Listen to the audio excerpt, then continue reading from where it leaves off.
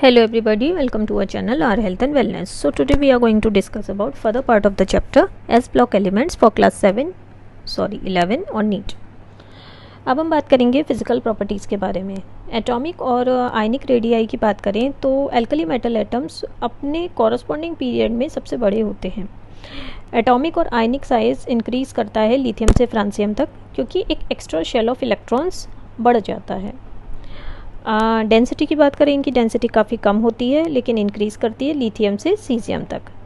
लेकिन इसमें एक एक्सेप्शन है, पोटेशियम सोडियम से लाइट है क्योंकि एक unusual increase in atomic size हो जाता है पोटेशियम में. लिथियम, सोडियम और पोटेशियम पानी से लाइटर होते हैं, जबकि लिथियम की बात करें तो लाइटेस्ट नोन मेटल है जिसकी डेंसिटी 0.534 है.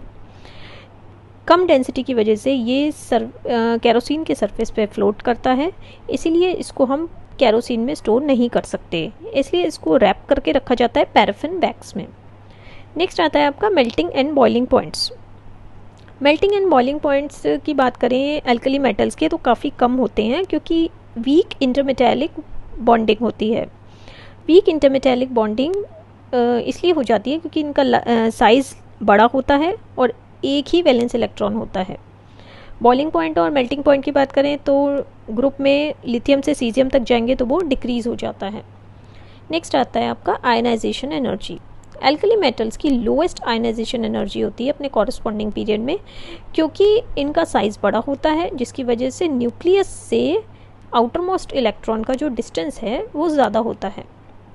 आयनाइजेशन एनर्जी एल्कली मेटल्स की डिक्रीज़ करती है from lithium to caesium due to increase in atomic size. First ionization energy की बात करें तो first ionization energy alkali metals की बहुत कम होती है, लेकिन सेकंड आयनाइजेशन एनर्जी की बात करें तो वो बहुत ज़्यादा होती है. नेक्स्ट आता है आपका हाइड्रेशन ऑफ आयंस. जो सॉल्युबिलिटी होती है एल्कली मेटल सॉल्ट्स की वाटर में वो इसलिए होती है क्योंकि उनके कैटायंस हाइड्रेटेड हो जाते हैं वाटर मॉलिक्यूल से. अब डिग्री ऑफ हाइड्रेशन डिपेंड करता है upon the size of cation.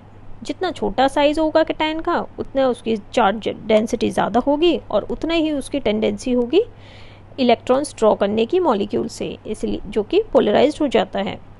तो जो आयनिक रेडियाई की बात करें तो सीजियम का सबसे ज़्यादा होता है, लेकिन एक्वस स्टेट में बात करें, डिग्री ऑफ हाइड्रेशन की बात करें तो लिथियम का ज़्यादा हो जाता है as compare to caesium. Next आता है आपका रिड्यूसिंग प्रॉपर्टी. एल्कली मेटल्स बहुत ही स्ट्रॉन्ग टेंडेंसी होती है इलेक्ट्रॉन्स लूज़ करने की, इसलिए ये बहुत ही स्ट्रॉन्ग रिड्यूसिंग एजेंट्स की तरह एक्ट करते हैं.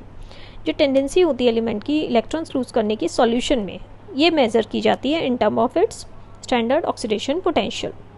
तो इसकी वजह से हमें ये पता चलता है कि लिथियम स्ट्रॉन्गेस्ट रिड्यूसिंग एजेंट होता है. नेक्स्ट आता है आपका केमिकल प्रॉपर्टीज़. केमिकल प्रॉपर्टीज़ की बात करें तो एल्कली मेटल्स काफ़ी रिएक्टिव होते हैं क्योंकि उनकी लो आयनाइजेशन एनर्जी रहती है. जैसे जैसे आयनाइजेशन एनर्जी डिक्रीज़ हो जाती है, एटॉमिक नंबर इंक्रीज़ हो जाता है, तो रिएक्टिविटी भी इंक्रीज़ हो जाती है from lithium to caesium. Next आता है आपका एल्कली मेटल्स एयर में टार्निश हो जाते हैं क्योंकि होता क्या है, उनमें उनके सरफेस पे ऑक्साइड, हाइड्रोक्साइड या कार्बोनेट बन जाते हैं. एटमॉस्फेरिक वाटर से वायलेंटली रिएक्ट करते हैं, इसीलिए इनको केरोसिन ऑयल या पैराफिन वैक्स में रखा जाता है. जब ऑक्सीजन में बर्न करते हैं तो लिथियम ऑक्साइड बनाता है, सोडियम पैरोक्साइड बनाता है और बाकी एल्कली मेटल सुपर ऑक्साइड बनाते हैं, जो कि आपके पोटेशियम, रुबीडियम या सीजियम हो सकते हैं. नेक्स्ट आता है action on water. Alkali metals readily और विगरसली वाटर से रिएक्ट करते हैं ताकि हाइड्रोक्साइड बना पाए with the liberation of hydrogen. तो जो रिएक्टिविटी विद वाटर है इंक्रीज करती है on descending the group from lithium to caesium क्योंकि जो इलेक्ट्रोपॉजिटिव कैरेक्टर है वो बढ़ जाता है. अब nature of alkali metal hydroxides की बात करें तो alkali metal hydroxides strongest basis बनाती हैं. तो जो बेसिक कैरेक्टर होता है एल्कली मेटल हाइड्रोक्साइड का वो इंक्रीज करता है from lithium hydroxide to caesium hydroxide. Caesium hydroxide सबसे ज़्यादा बेसिक होती है, उससे कम बेसिक होती है रुबीडियम हाइड्रोक्साइड, उससे कम बेसिक होती है पोटेशियम हाइड्रोक्साइड, उससे कम बेसिक होता है sodium hydroxide and then lithium hydroxide. Next आता है आपका action of hydrogen.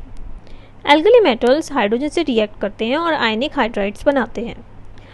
Electropositive character increase करता है फ्रॉम लिथियम टू सीजियम, तो reactivity of alkali metals with hydrogen increase कर जाती है from lithium to caesium. Next आता है आपका एक्शन विद हैलोजेंस। तो अल्कली मेटल्स हैलोजन से कंबाइन करके हैलाइड्स बनाते हैं। तो जो ईज ऑफ फॉर्मेशन है अल्कली मेटल हैलाइड्स का वो इंक्रीज करता है फ्रॉम लिथियम टू सीजियम, क्योंकि इलेक्ट्रोपॉजिटिव कैरेक्टर इंक्रीज करता है फ्रॉम टॉप टू बॉटम।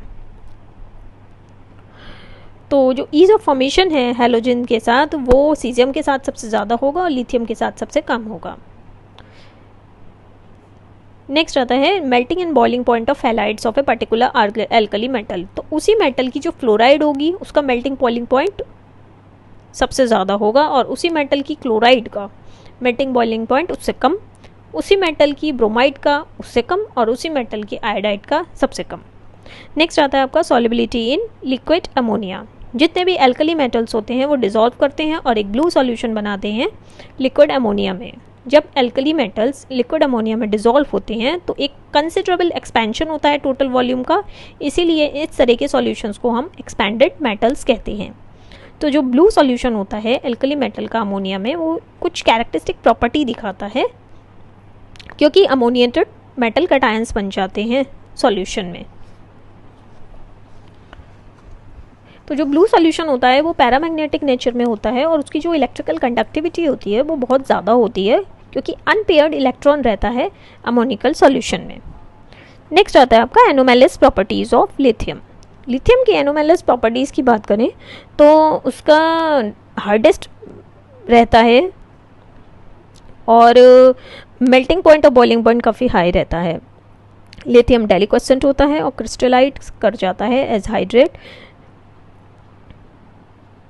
और सॉल्ट्स ऑफ लिथियम जो होते हैं उनका लोअर आयनिक करेक्टर रहता है as compare to group 1 metals. Lithium react करता है नाइट्रोजन के साथ, लिथियम नाइट्राइड बनाता है, जबकि बाकी जो ग्रुप के मेटल्स हैं वो रिएक्ट नहीं करते। इसके लिथियम के हाइड्रोक्साइड्स और कार्बोनाइड्स अनस्टेबल होते हैं और डिकम्पोज कर जाते हैं हीटिंग पर। लिथियम कार्बोनेट की बात करें तो हीटिंग पर लिथियम ऑक्साइड बनाते हैं और कार्बन डाइऑक्साइड बनाते हैं, जबकि सोडियम कार्बोनेट डिकम्पोज नहीं करता हीटिंग पर।